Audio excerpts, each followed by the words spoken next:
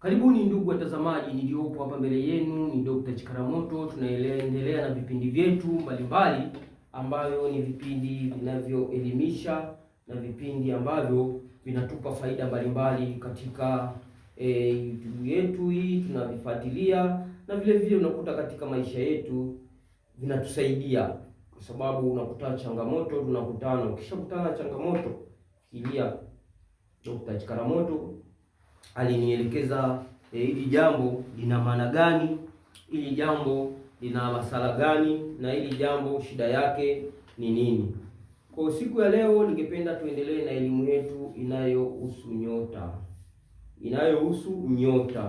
Na hii elimu ni elimu ambayo mtu inatakiwa uelewe kipaji chako cha nyota yako, kwa sababu kuna elimu mbalimbali, kuna mambo mbalimbali ambayo mwanadamu anapaswa kuyajua na anapaswa kuishi. Sasa unapojua elimu yako ya ndoto inakuwa inakusaidia sana, na nguvu yako ya ndoto inakuwa inakusaidia, na ndoto ina maana nani, nyota ina maana gani, inakuwa inakusaidia sana, kwa sababu nyota ni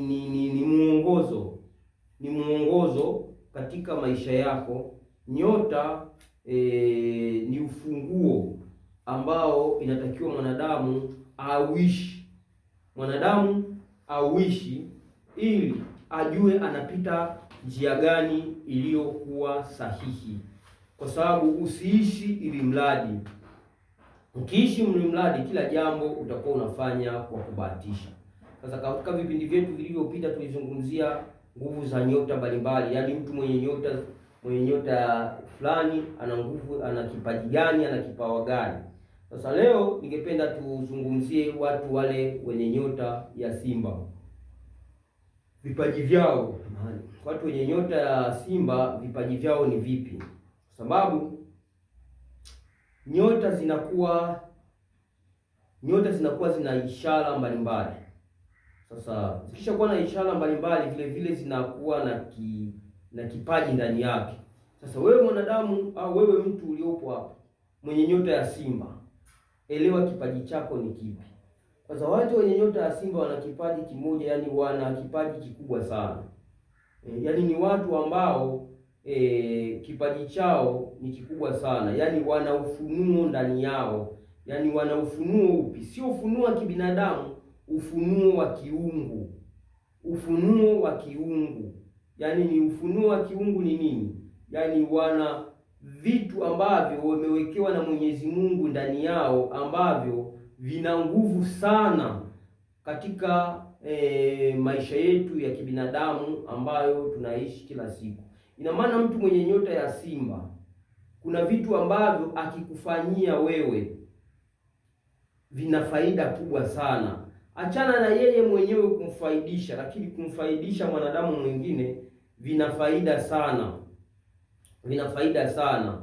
Yani wanaweza kuvumbua mambo, watu wenye nyota ya Simba wanaweza kuvumbua mambo ambayo yanaweza kuwaletea watu pesa, yanaweza kuwaletea watu pesa. Kuna nguvu za kufanya, yani kuwa ni watu ambao kufanya kuwa ni mtu mwenye kufanyia jambo unakuwa na nguvu ya ziada. Yani anaweza kuelekeza, yani akikushauri kwamba kwenye mambo ya kipesa, akikushauri kwenye jambo lolote la kufanya ili upate pesa, ni jambo ambalo utaenda kufanikiwa, kwa sababu ni nguvu na kipawa ambacho alichopewa na Mwenyezi Mungu. Mtu mwenye nyota ya Simba ni mtu ambaye anaweza kukuelekeza, bwana fanya ili usipuuzie.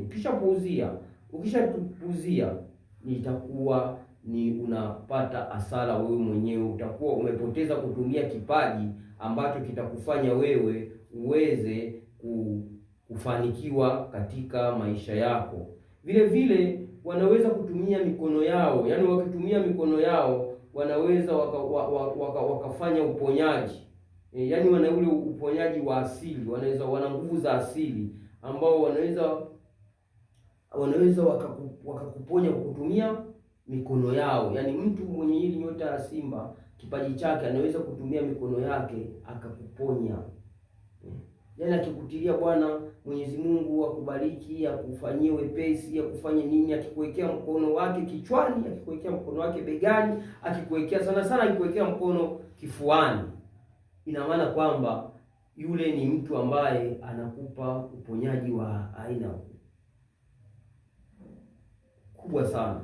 Alafu vile vile hata mtu wa namna hii akichukua dawa akimpa, yani akichukua dawa kwa kutumia mkono wake akimpa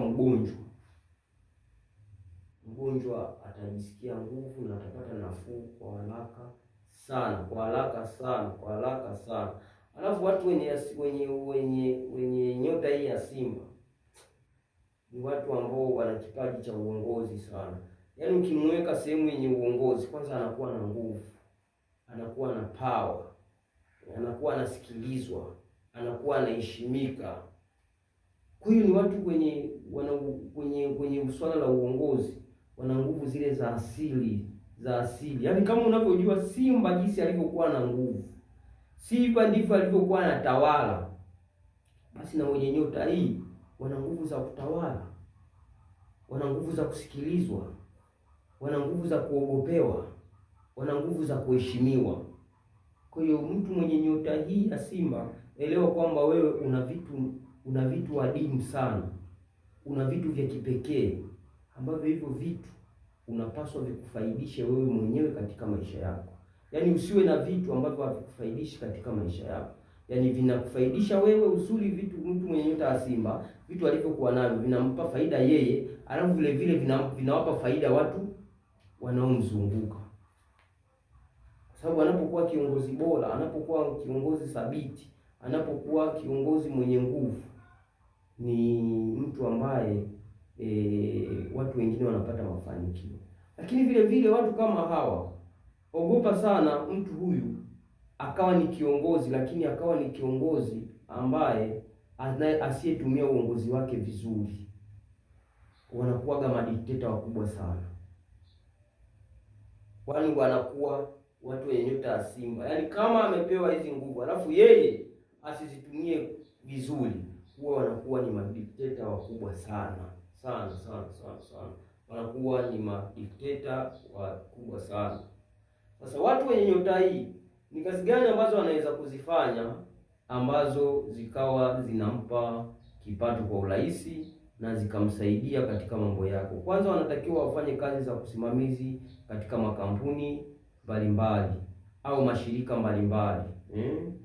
Na biashara wanatakiwa wazifanye biashara za michezo, au uongozi wa michezo. Wao wanafiti sana kwenye vitu kama hivi, wanafiti sana hata kwenye kazi za usonara, kwenye mambo ya usonara haya wakifanya watapata mafanikio.